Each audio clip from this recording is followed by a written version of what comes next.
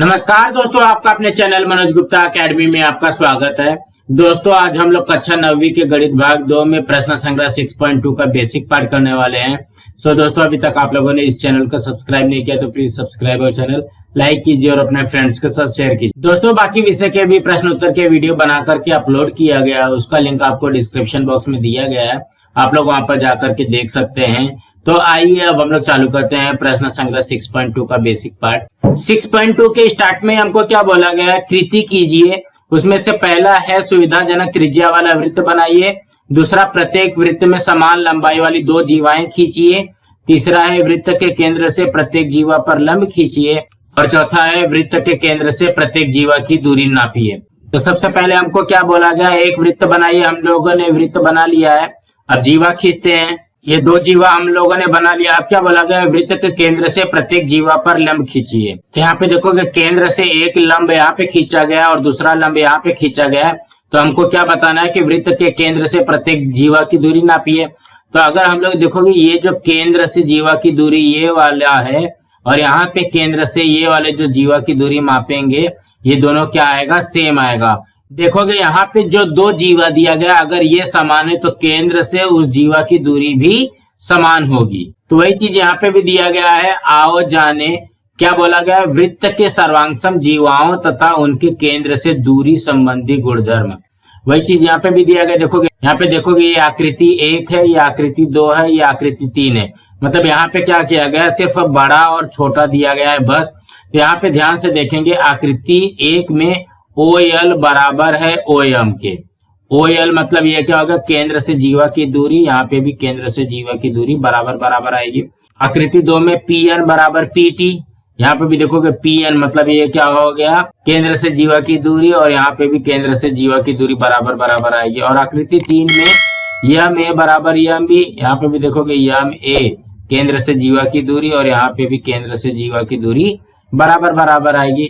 ऐसा मिलता है क्या, मतलब जैसे हम लोगों ने कृति 1 में देखा, मिलता है क्या, मिलता है। इस कृति से प्राप्त होने वाले गुणधर्म को शब्दों में लिखिए। तो हमारा शब्द क्या बनता है कि अगर कोई भी दो जीवाएं समान है तो केंद्र से जीवा की दूरी भी समान होगी। अब यहाँ पे क्या बोला गया है, आओ जाने सर्वांगसम जीवाओं के गुणधर्म। जो सर्वांगसम जीवा है, जैसे यहाँ पे जीवा AB है और यहाँ पे DC है, ठीक है, दो जीवा दिया गया, वो भी समान बोला गया। तो सर्वांगसम जीवाओं के गुणधर्म क्या बोलता है, इसके प्रमेय में क्या है, एक ही वृत्त की सर्वांगसम जीवाएं केंद्र से सम दूरस्थ होती है। सम दूरस्थ का मतलब क्या हो गया, केंद्र से समान दूरी पर होता है। मतलब ये क्या हो जाएगा, OP और यहाँ पे OQ, ये क्या होगा, बराबर बराबर होगा। तो ये कैसे सिद्ध करेंगे, हमको यहाँ पे दत्त में दिया गया है, क्या बोला गया दत्त में, O केंद्र वाले वृत्त में जीवा AB सर्वांगसम CD है। मतलब AB जीवा और यहाँ पे CD जीवा, ये दोनों क्या है, सर्वांगसम में बराबर बराबर है। और OP लंब है AB पर, देखोगे OP लंब है AB पर और एक OQ लंब है CD पर। तो हमको सिद्ध क्या करना है, OP बराबर, देखोगे OP बराबर OQ, ये हमको क्या करना है, सिद्ध कर लेना है।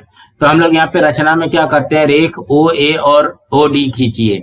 देखोगे O से A और O से D, ये हम लोगों ने रचना में खींच लिया। यहाँ पे देखोगे उत्पत्ति में क्या बोला गया है, ध्यान से देखोगे, ये जो AB बराबर है CD के, तो हम लोग लिख सकते हैं ना कि AP बराबर आधा AB और यहाँ पे DQ बराबर आधा CD।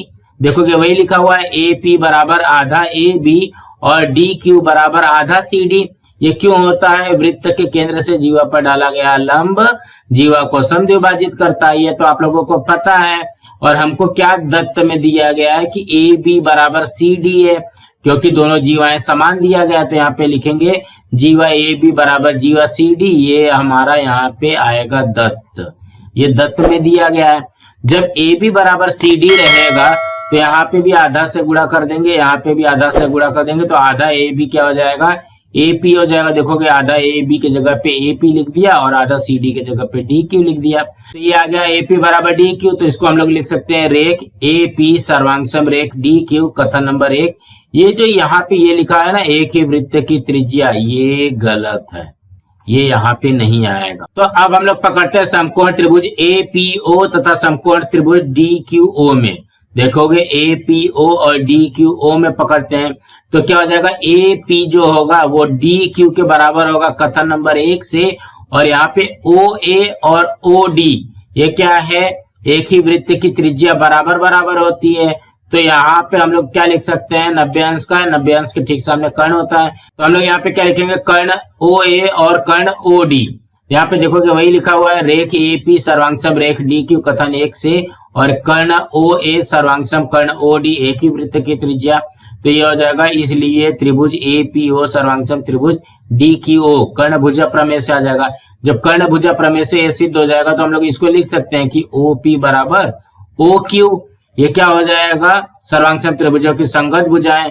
जब यहाँ पे ओ पी सर्वांगसम ओ क्यू दिया गया तो इसलिए हम लोग लिख सकते हैं कि ओ पी बराबर ओ क्यू है। सर्वांगसम रेखाखंडों की लंबाई समान होती है, तो यही तो हमको सिद्ध करना था कि ओपी बराबर ओ क्यू। जब ये बराबर बराबर आ गया तो इसका मतलब ये जीवा की दूरी जो है बराबर है, तो इसीलिए लिखेंगे वृत्त के सर्वांगसम जीवाएं केंद्र से समान दूरी पर होती है या समदूरस्थ होती है। अब यहाँ पे दूसरा प्रमेय देखते हैं, इसी का उल्टा है, पूरी तरीके से उल्टा है। देखोगे क्या बोला गया, एक ही वृत्त की केंद्र से समदूरस्थ जीवाएं सर्वांगसम होती है। तो हमको क्या बोला गया है, बिंदु ओ से ये वाली दूरी मतलब ओ पी बराबर हमको दिया गया है ओ क्यू, और हमको क्या बताना है कि ये जो जीवा है ए बी और यहाँ पे सी डी, ये जो दोनों जीवा है वो बराबर है, ऐसा हमको यहाँ पे सिद्ध करना है। तो यहाँ पे दत्त में क्या दिया गया है, दत्त में दिया गया है ओ केंद्र वाले वृत्त में रेख ओ पी लंब है ए बी पर और ओ क्यू लंब है सी डी पर। देखोगे ओ पी लंब है ए बी पर और ओ क्यू लंब है सी डी पर, और OP बराबर OQ। देखोगे यहाँ पे पहले दे दिया गया है OP बराबर OQ, ये दिया गया है, और हमको सिद्ध क्या करना है, जीवा AB सर्वांगसम CD। देखोगे AB जीवा है और यहाँ पे CD जीवा है, दोनों क्या सिद्ध करना है, दोनों बराबर बराबर है, मतलब सर्वांगसम ये है, सिद्ध करना है। तो इसके रचना में क्या करेंगे, रेख OA तथा रेख OD खींचिए। देखोगे OA और OD खींचेंगे।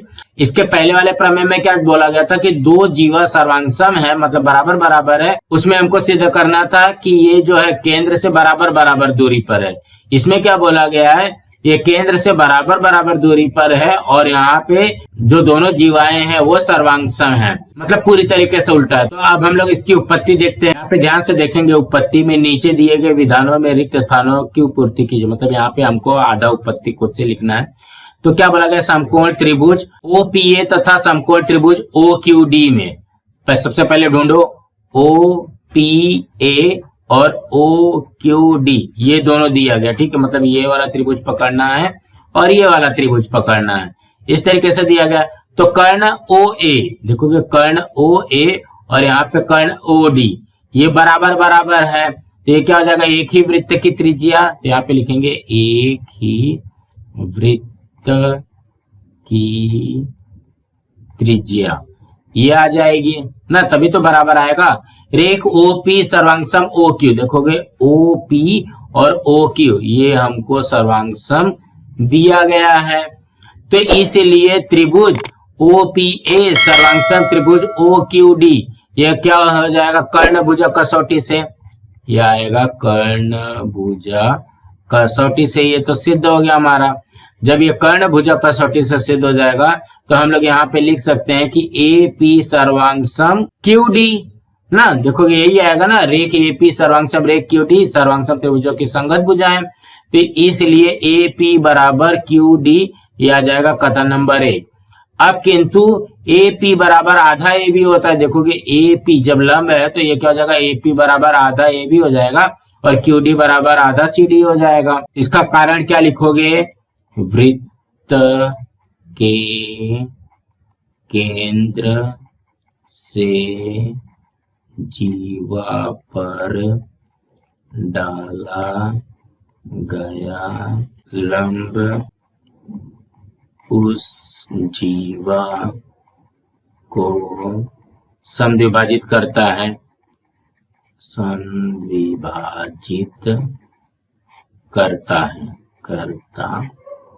है ना, यही आएगा ना, वृत्त के केंद्र से जीवा पर डाला गया लंब उस जीवा को समद्विभाजित करता है, तभी तो आएगा। तो यहाँ पे देखोगे कथन 1 में आ जाएगा AP बराबर QD, तो AP के जगह पे हम लोग क्या लिख सकते हैं, आधा AB लिखेंगे बराबर QD के जगह पे क्या लिखेंगे, आधा CD लिखेंगे।